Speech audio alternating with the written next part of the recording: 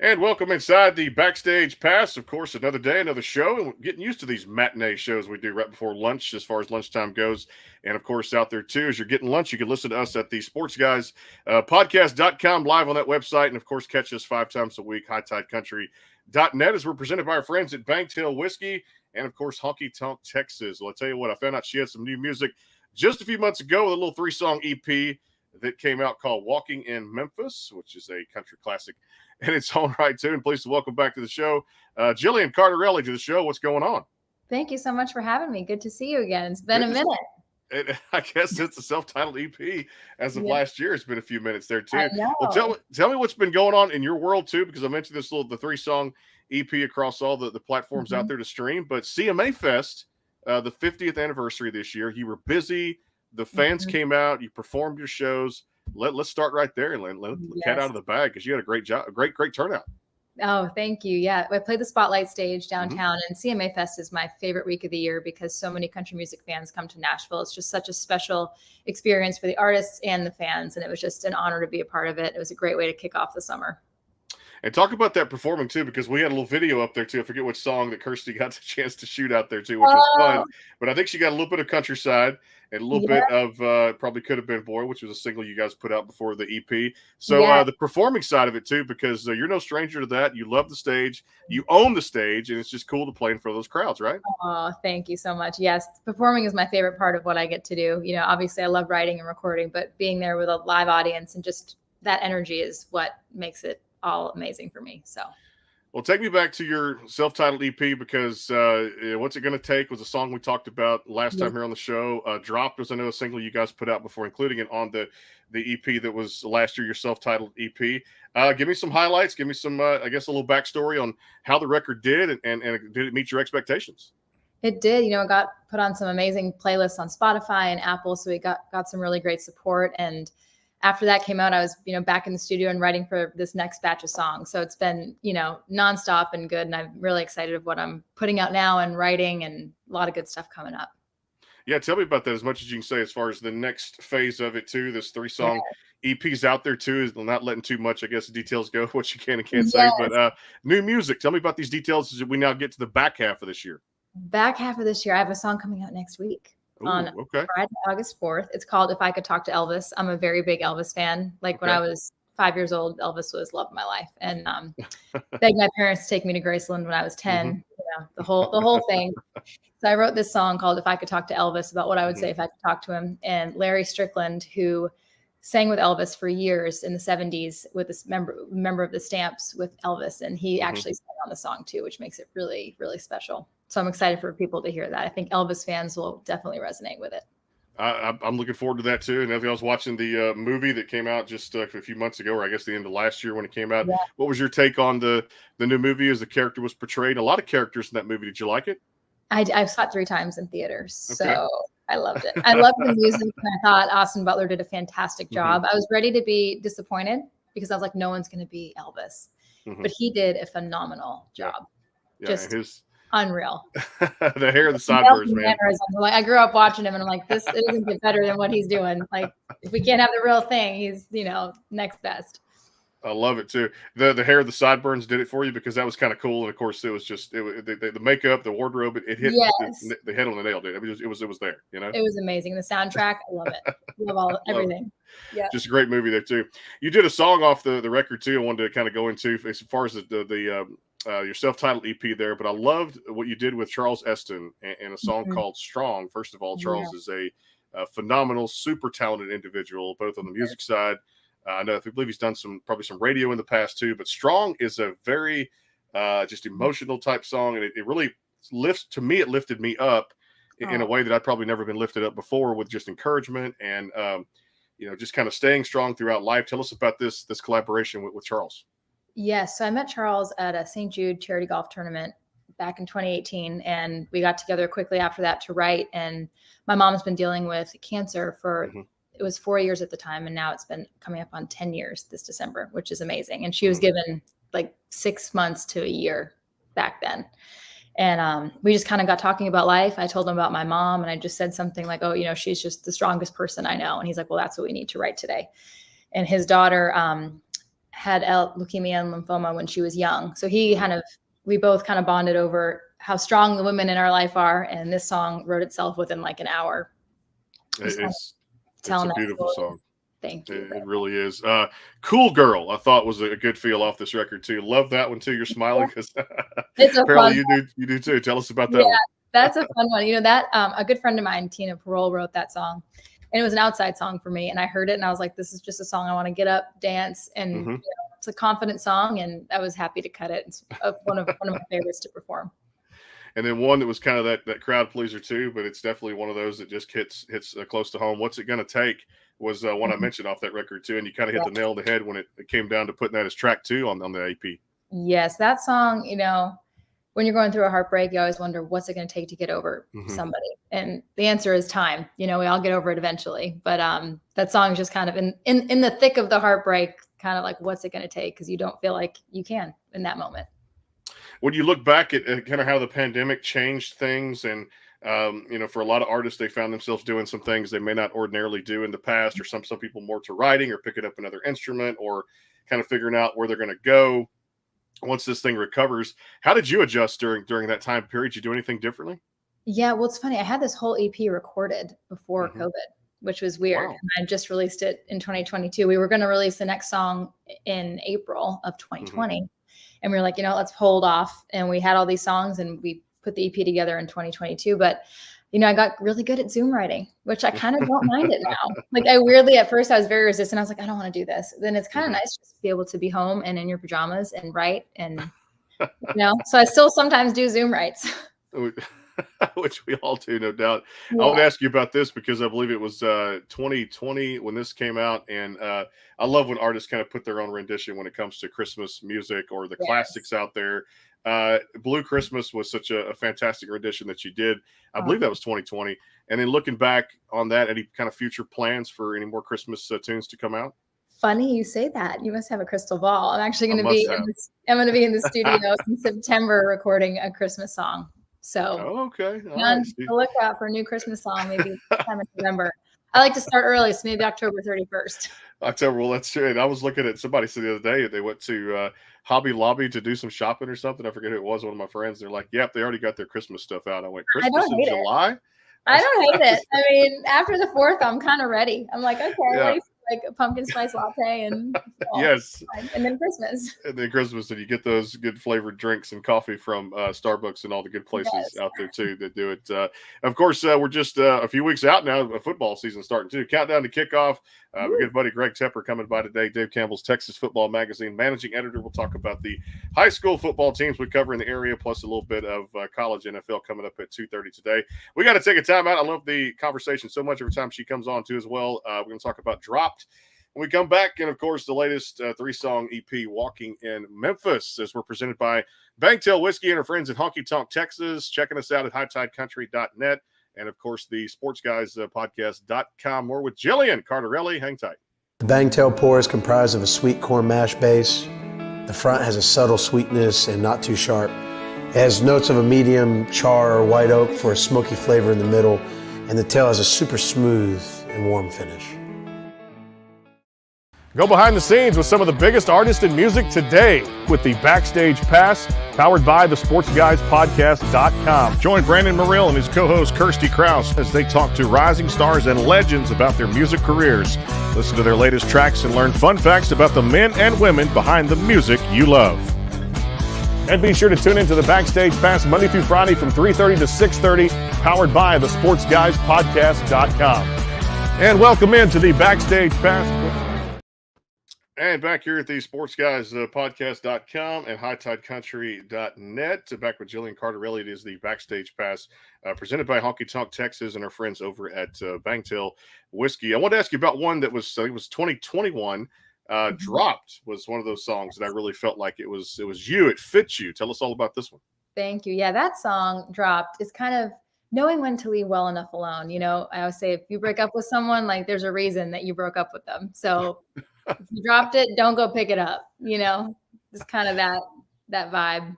I love your writing, and I know you love to write at the same time. I wanted to ask you about the benefits of kind of sitting down and Some people say it's like therapy, getting everything off your shoulders and get this idea or hook. What do you enjoy most about the writing process? Man, it's just fun to go into a room with some people that you've never met, and then you come out with a piece of art, a song that didn't exist 2 hours before. I definitely do draw from my own experiences or something a friend's going through. I think it is therapeutic, like you said, to get it all out there. And I love the writing process. Tell me about, and I know from my personal standpoint, maybe listeners don't know, artists that really influenced you growing up. You have this very classic country 90s kind of feel and a couple of tunes we're going to talk about here in a little bit off the new record too, which is fantastic. Countryside and Could Have Been Boy, two fantastic songs in country music right now too, climbing charts, doing things. Were you influenced by that 90s country? Absolutely. I grew up listening to Faith, Trisha, Shania. That 90s vibe is kind of what made me fall in love with country music. Early 2000s, Jody Messina. So, that's kind of where my sound, I think, kind of falls in 90s meets 2023. When you look at her, you mentioned that name too. She was just on that CMA Fest schedule and that big show that they had shot last week, previously recorded, which I thought Lainey and Dirks and Elle did a good job of hosting that too. The thought of her, making that comeback, and I think also too being influenced by Carly Pearce, who she did the duet with, and of course all these younger females, Lainey and others, getting their recognition now in this movement. What's your thoughts on that?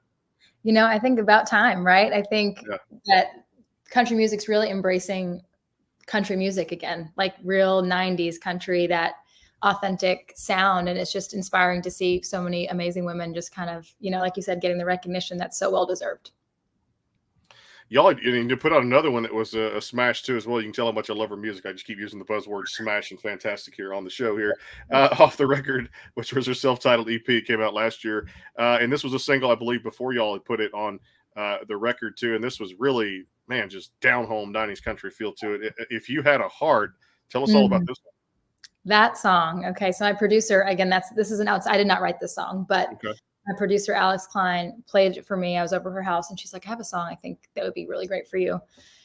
I heard that and I was like, I'm cutting that, because it is that 90s heartbreak song. It's funny. I'm like happily married, but I love sad songs. Like everyone's like, are you okay? And I'm like, no, I just love a good sad song. So that song really just, I would have been singing that when I was 10 years old and didn't know what heartbreak was. I love sad songs. So that kind of fit that for me. And it's one of my favorites to perform too.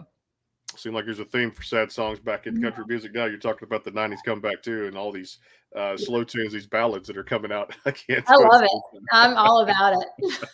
I am too, like I said, because definitely everybody's got to have a drinking song, and everybody's got to have some type of love song or some type of ballad that really tells a story now too. All right, let's get to this new one, because I think again, you took a country classic and Walking in Memphis and put your own spin on it, which was fantastic too. I believe this came out June 23rd, so we're only kind of a little over a month, almost 2 months into the record, or I should say a month and a half. Walking in Memphis, the Could Have Been Boy, and Countryside, which you got to release before putting in a couple of them here on this record. This was seemed like this is just great music in the making to rush out to the fans, get out there, and you couldn't have picked a better time to take a country classic. What was it like doing your rendition for Walking in Memphis? I love that song since I was little. Again, being an Elvis fan, I really resonated with that song. And I was like, you know what? I think I want to record my own version of it. I had an epiphany at like 6 a.m. one day driving on a road trip. And I was like, I think I need to record this, because I just had it on repeat. And I'm like, I want to do my own version of this because I just love it so much. So we did kind of a stripped down keys, little drums, and it was just so fun to record. You said, I think it was last week or week before, I had Dean Sams on of Lone Star. And was that a Lone Star cut too, if I remember? He did. They cut that back in the day. Yep. Okay. So 90s country. And I'm not sure if that was one of the top 10. They had 10 number ones and 22 top 10s we're talking about.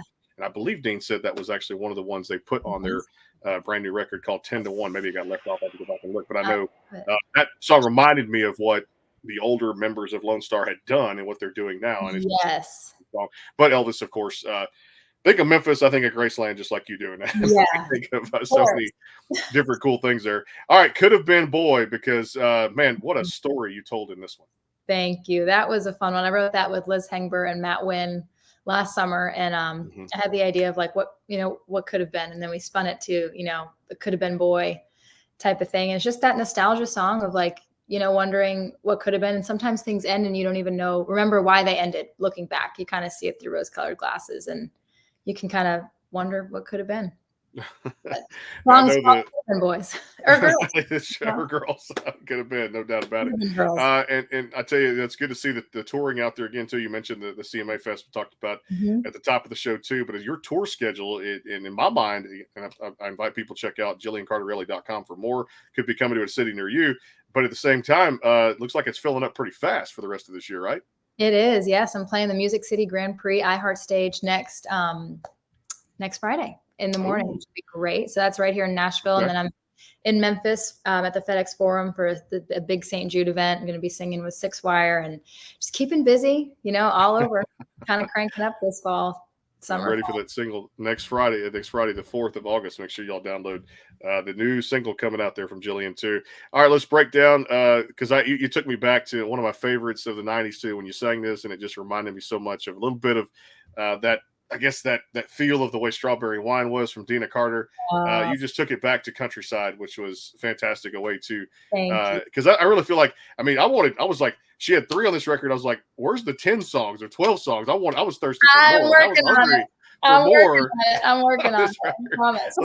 I know you are. What's the latest with Countryside? Because this one's really hit home with a lot of your fans too. Thank you. Yeah. So a question I get asked all the time is like, oh, you're from Massachusetts. How does a Massachusetts girl get into country music? Like without fail, every time I get asked that question, not in a bad way, but I'm just like, it's all about the story. And those songs I related to even growing up in suburbs in Massachusetts, I related to those small town stories. And I wrote this with Tina Parole, who's from Buffalo, New York. She's been a writer, amazing #1 country songwriter, and Simon Dumas of King Calloway, and he's from Gibraltar. And we all love country music. And he's like, I get that question all the time. I'm like, yeah, we all get that question. And Tina had the idea of Countryside, and we kind of wove in, I think, like 15 or 16 different song titles in country music that we love. Every line there's like a country song that doesn't matter where you're from, you can relate to, and it, like I said, it's not geographical. No, it's not. And of course, I grew up on a little bit of a farm, and like I said, grandma and grandpa, so I kind of knew what it was like here in Texas to have all that green grass out there in the pastures and cows and horses and stuff like that too. So it did bring back some really great childhood memories for me when I first had heard that one too. Also, some music videos came out for those two particular songs. Really, I saw the Could Have Been Boy music video, kind of break down a little bit of that for us. And I know there's probably more plans for some songs for music videos too. Absolutely. So we went out to Wartrace, Tennessee, a little small town, and we kind of just wanted to capture, like I said, that nostalgic vibe. And I think we just went for really simple, kind of maybe going back to your hometown and wondering about the one that got away. So that's kind of what we tried to capture with that song. And it was a lot of fun. I'm looking forward to more music videos there too at the same time. And definitely you do a great job extending your performances. I can't wait. I still haven't caught you live, so I cannot wait till the next time. We got to make that happen. I got to next time in Nashville or one of these. If you ever get to Texas down here too, watch out because I'm known to show up at a few. All right, we're gonna make that happen. All right, I'll tell my agent. Just get Texas. No doubt, make it happen. Well, come to Texas down here near Houston or San Antonio.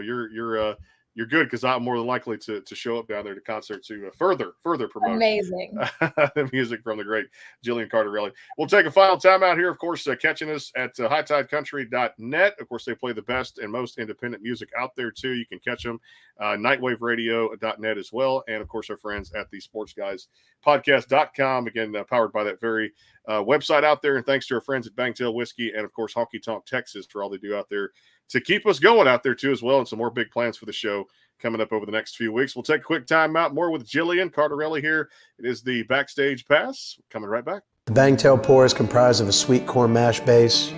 The front has a subtle sweetness and not too sharp. It has notes of a medium char or white oak for a smoky flavor in the middle, and the tail has a super smooth and warm finish. Go behind the scenes with some of the biggest artists in music today with the Backstage Pass, powered by the sportsguyspodcast.com. Join Brandon Morrill and his co-host Kirsty Krause as they talk to rising stars and legends about their music careers. Listen to their latest tracks and learn fun facts about the men and women behind the music you love. And be sure to tune into the Backstage Pass Monday through Friday from 3:30 to 6:30, powered by the sportsguyspodcast.com. And welcome into the Backstage Pass. And back here on the show, the Backstage Pass, powered by the Sports Guys Podcast.com. We'll talk some football later on today, 2:30. My good buddy, managing editor Dave Campbell's Texas Football, coming by Greg Tepper. We'll break down the high school teams, college, NFL, and like I said, we'll be talking about a lot of stuff here in the regional area and the South. And, of course, next few weeks, Kevin Eschenfelder of the Houston Astros will come on. He does the pregame show for the Houston Astros. And definitely, I'm watching baseball even more now than ever when your team has a chance to win back-to-back World Series championships. Back here with Jillian Cardarelli on the show, presented by our friends at Bangtail Whiskey and Honky Tonk Texas. You can hear us at hightidecountry.net and at the very website you see there, the sportsguyspodcast.com. So I had to ask you about this because we're seeing more of the collaborations. I know we talked about this a little bit probably with co-writing, but these collaborations on stage, and we saw some of this at the CMA Fest 50th performance there at Nissan Stadium when I saw something I thought I'd never see with Avril Lavigne and, of course, Miranda Lambert singing a tune. How important is that in the industry, and are there any plans for you to do some more collaborations with future artists? Yes. I love collaborations. I loved Vince Gill hopping up there with Luke Combs. I thought that was fantastic. Always been a big Vince Gill fan, but there are definitely some things in the works I can't really talk about just yet, but I'm working on it. Okay. And I know you are, because you're one of the hardest workers in the industry out there too. And I cannot wait again to see. And I know that there's so many artists I could probably say, you know what? She'd be great with Miranda. She'd be great with Lainey Wilson. She'd be great with even Luke Combs out there. I mean, there's just so many great artists that your voice would just really feed off of at the same time too. All right, let's do a little rapid fire because I love doing this. As far as last meal to cook or get into with hubby or without or yourself or takeout, what did you guys enjoy?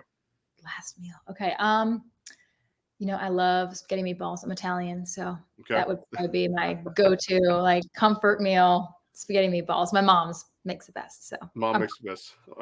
Well, we got something in common. We're both Italian there too. So that is my favorite dish next to the pizza. Now, there's a second question coming up too. If it's a Cardarelli pizza, what goes on it? What toppings? Just plain cheese.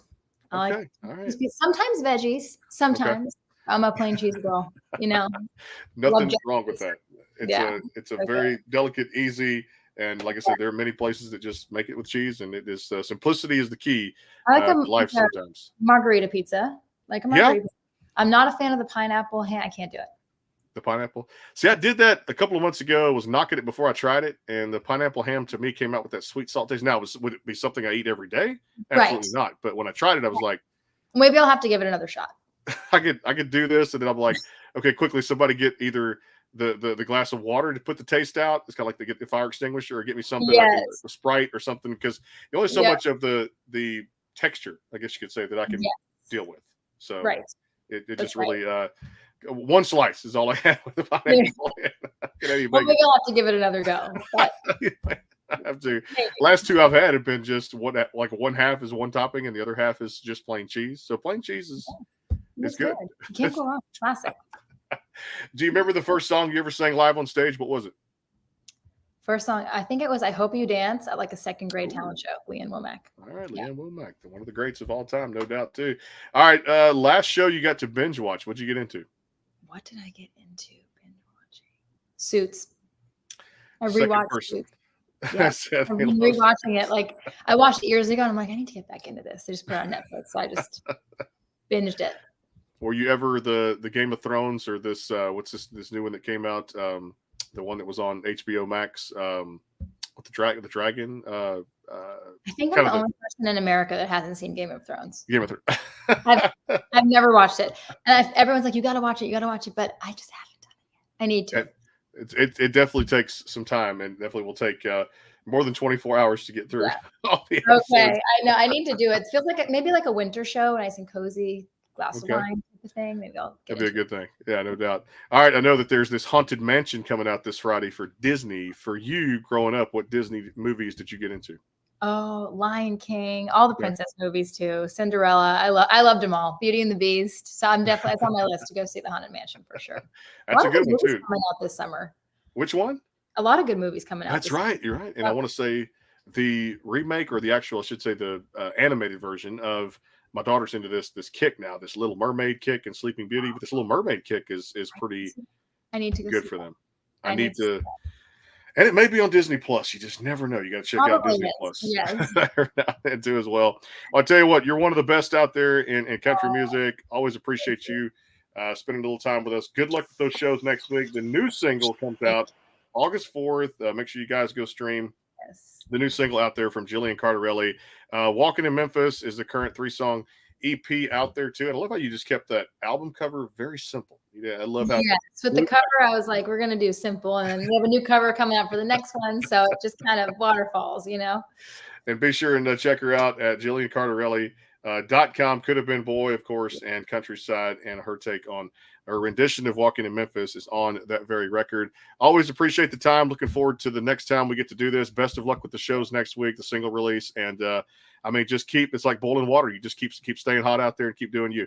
That's right. Keep going. We appreciate it so much. Always. Jillian Cardarelli here on the show. Tomorrow, Victoria Rose, and Friday, our good buddy J.D. Shelburne with a new album coming out this week on Friday, July 28th. Always new music release day. You never know what's going to come out of that. Thanks to our friends at Banktail Whiskey in Honky Tonk, Texas. Also, HighTideCountry.net. We'll see you guys on the flip side today with Greg Tepper, Dave Campbell's Texas Football Magazine. All things football coming up today. Hang tight for that about 2:30 or 3 o'clock today. We'll see you soon. Take care.